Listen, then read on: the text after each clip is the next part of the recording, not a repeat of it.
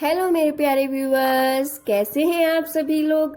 आशा करती हूँ आप सभी लोग अच्छे होंगे। कहानी के लिए मेरे चैनल को सब्सक्राइब कीजिए, कहानी को लाइक एंड शेयर ज़रूर कीजिएगा और कहानी को लेकर कोई भी राय या सुझाव वो भी कमेंट बॉक्स में ज़रूर दीजिएगा और कहानी कैसी लगी वो भी कमेंट बॉक्स में ज़रूर बताइएगा। तो शुरू करते हैं हम आज की अपनी कहानी। अमर बाबू बाहर आए हैं। आंगन में रखे घड़े से एक लोटा पानी ले अपना गला तृप्त किया, फिर वहीं पड़े तख्त पर अपने अंगोछा कंधे पर डाल बैठ गए। तभी 7 साल का पोता बाहर से खेल कर आया, सीधा अपनी माँ के पास चला गया। अमर बाबू को अब बुरा भी नहीं लगता था। शुरू में जब पोता पोती उन्हें अनदेखा करते हुए बिना प्रणाम किए चले जाते थे तो उनका कलेजा छलनी हो जाता था कि मेरे बच्चे अपने बाबा की मौजूदगी महसूस ही नहीं करते हैं। वह भी क्या करे, जैसा व्यवहार बेटा बहू कर रहे थे उनके साथ वैसे ही तो बच्चे करेंगे। अमर बाबू कोई ऐसे वैसे घर से नहीं है, हेडमास्टर के पद से रिटायर हुए हैं। कुछ साल पहले पत्नी का देहांत हो गया। पत्नी थी तो समय से खाना पीना दवाई मिल जाती थी अमर जी को, पर उनके जाने के बाद तो बस खिंच रही है। वह तो शुक्र है कि सरकारी नौकरी में थे अमर बाबू, तो जो जानवर की तरह 2 रोटी उन्हें मिल जाती थी। पेंशन का लालच जो था बेटे बहू को, पर अमर बाबू इतने भी सीधे नहीं थे। पेंशन का 1/3 ही सही देते थे बेटे सुधीर को। एक बार बहू बेटे लड़े भी थे इस बात को लेकर कि आपका कब्र में पैर रखे हैं, हमें ही आपके इकलौते बहू बेटे हैं, आप पूरी पेंशन क्यों नहीं देते हमें। आपका ही खर्च 10,000 है महीने का, इतने महंगाई में आपको खिला रहे हैं, यह क्या कम है। इस बात पर अमर बाबू दहाड़ती आवाज में बोले, मेरे मरने पर तुम चंदन की लकड़ी भी नहीं लाएगा, ना ही 4 मन की दावत करेगा। तू गांव में मैं बीमार पड़ गया या कोई गंभीर बीमारी हो गई तो इलाज भी नहीं करवाएगा, छोड़ देगा मुझे सरकारी अस्पताल के बेड पर मरने के लिए। इसीलिए जोड़ रहा हूँ पैसा। हाँ तो पापा 75 साल के हो गए हो, आप अब कितना जियोगे। हम इतना ही जी ले बहुत है। इस उम्र में आप पर पैसा खर्च करने की ज़रूरत ही क्या है। सुधीर गुस्से में बोला, हाँ तभी कह रहा हूँ कि तुम पर विश्वास करना मेरी सबसे बड़ी गलती थी। मैंने कभी नहीं सोचा था तू अपने बाप को ऐसा जवाब देगा।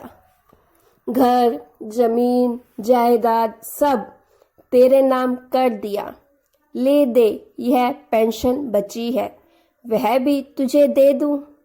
हर बात पर तेरे ना रहने पर बहू धमकी देती है कि जो मिल रहा है पिताजी चुपचाप खा लो। मेरे पति का घर है, यहाँ ज़्यादा दिक्कत है आपको तो आप जा सकते हो इस घर से। इसीलिए बेटा पेंशन का 1/3 हिस्सा ही तुझे दूंगा, लेना हो तो ले, नहीं तो मैं बाहर किराए पर रह लूँगा। इतनी तो पेंशन मुझे सरकार दे रही है। सुधीर और बहू चुप पड़ गए कि 2 वक्त की सूखी रोटी 2 रोटी 10,000 के आगे बहुत कम है। पिताजी को घर में रखने का फायदे का सौदा है। तब से आज तक अमर बाबू को बस 2 वक्त की रोटी ही दे दी जाती है। कभी दही या चीनी या दूध मांग ले तो महंगाई का हवाला दे देती है बहू। बेचारे किसी को क्या बताते कि बेटे की पढ़ाई के लिए लिया लोन वह अभी तक भर रहे हैं। बेटे को पता चला तो एक और खरी खोटी सुनने को मिल जाएगी कि पैदा क्यों किया था अगर मुझे पढ़ा नहीं सकते थे। मैं अपनी मर्जी से तो आया नहीं। आज तो हद हो गई थी। दोपहर के 3 बज गए। बहू अभी तक रोटी देने नहीं आई।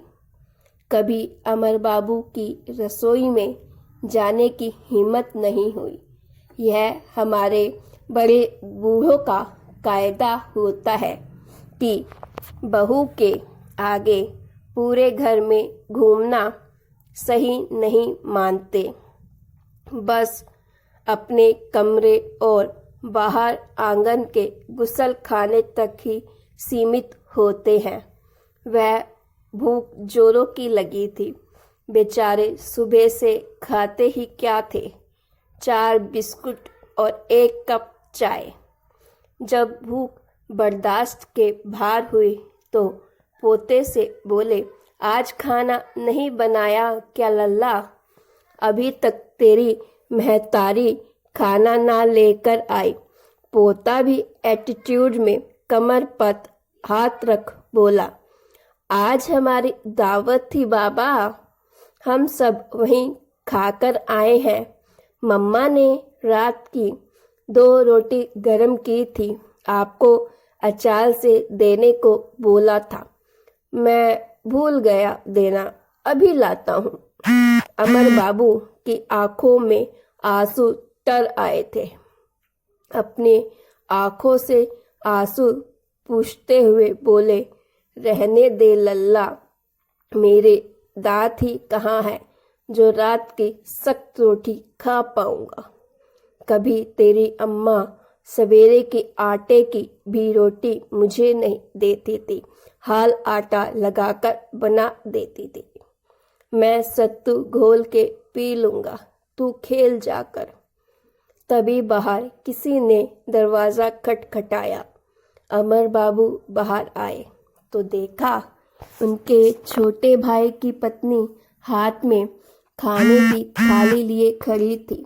लो भाई साहब, खा लियो, तुम्हारे लिए लाई हूँ।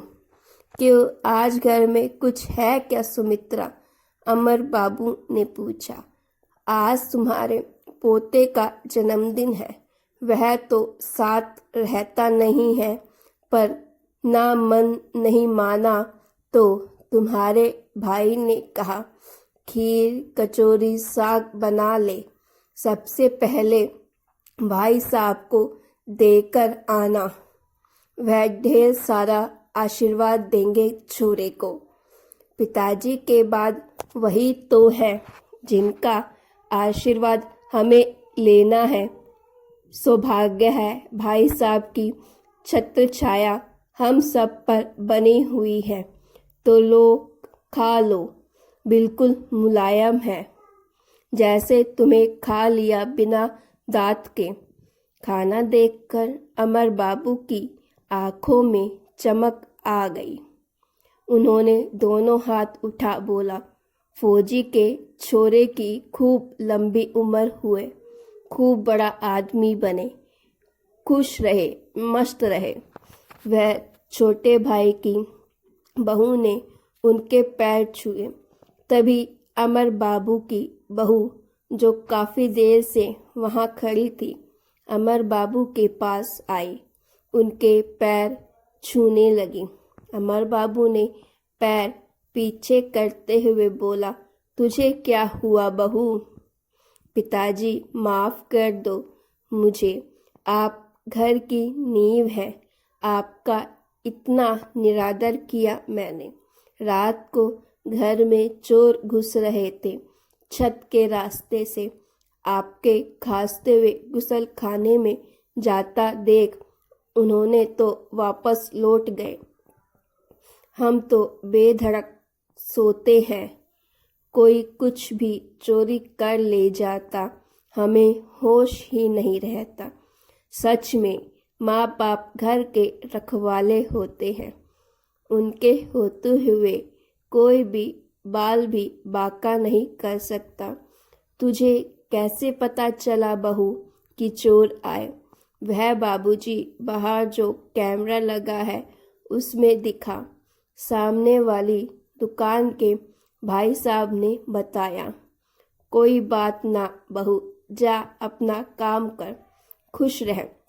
अगले दिन अमर बाबू की थाली में 4 व्यंजन ही नहीं बढ़े, उनको एक ससुर और पिता और बाबा वाला सम्मान भी मिलना शुरू हो गया। गाइस, आपको ये स्टोरी कैसी लगी? अच्छी लगी तो प्लीज़ स्टोरी को लाइक कीजिए और स्टोरी को शेयर ज़रूर कीजिएगा। और स्टोरी को लेकर कोई भी राय हो प्लीज़ कमेंट बॉक्स में ज़रूर दीजिएगा।